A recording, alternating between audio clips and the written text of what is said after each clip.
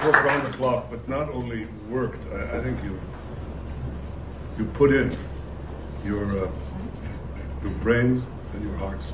Very special thanks to Prime Minister Netanyahu, who really did an incredible job with this and did a great job with the negotiations. You held your lines firm, and I think that between you and President Trump, you had a lot of alignment on what the end state should be. But the truth is, as I look back, I don't think we get to this place without Prime Minister Netanyahu playing it out. We're at a momentous development in the last 2 years. We fought during these 2 years to achieve our war aims. And a central one of these war aims is to return the hostages, all of the hostages, the living and the dead. And we're about to achieve that goal. We couldn't have achieved it without the extraordinary help of President Trump and his team, Steve Witkoff and Jared Kushner. They worked tirelessly with Ron and his team, our team. That and the courage of our soldiers who entered Gaza and the combined military and diplomatic pressure that isolated Hamas, I think, has brought us to this point. I want to personally thank both of you, Steve, Jared. It's been long hours.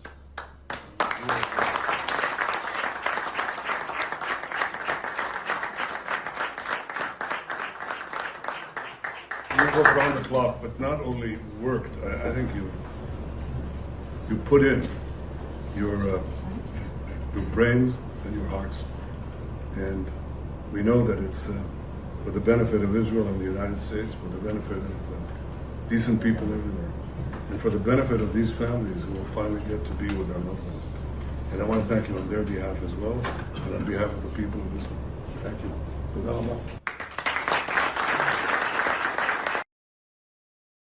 Obviously, bringing the hostages home it's been a priority for President Trump for a very, very long time, and we've all worked very tirelessly to do that. But I really want to say that this all would not have been possible without the bravery of the IDF and the soldiers, what they've accomplished not just in Gaza, but also what they've done in the theater over the last couple of years to eliminate Hezbollah in the north and really degrade them. What you were able to do in Iran, it really helped set a big tone. But particularly seeing the way that your citizen army, I know a lot of you, probably all of you, have family, friends who were in this effort, really put your sacrifices on the line to fight for your country and to try to make a difference. I think that made a very, very big difference in there. And I want to just give a very, very special thanks to Prime Minister Netanyahu, who really did an incredible job with this and did a great job with the negotiations. You held your lines firm, and I think that between you and President Trump, you had a lot of alignment on what the end state should be. The hard job was the Prime Minister's. He had the job of protecting this country. He had the job of making tough choices with regard to how tough to be with Hamas, when to be flexible, when not to be flexible. I think to myself all the time, I lost sleep over it. What would I have done in some of those circumstances?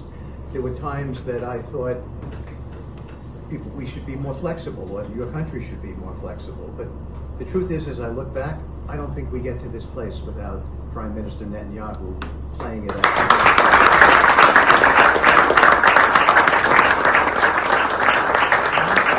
And I'm not just saying that, they're not just words. The President believes that, my President believes it. He believes that Prime Minister Netanyahu made some very, very difficult calls, and lesser people would not have made those calls. And here we are today because Hamas had to, they had to do this deal.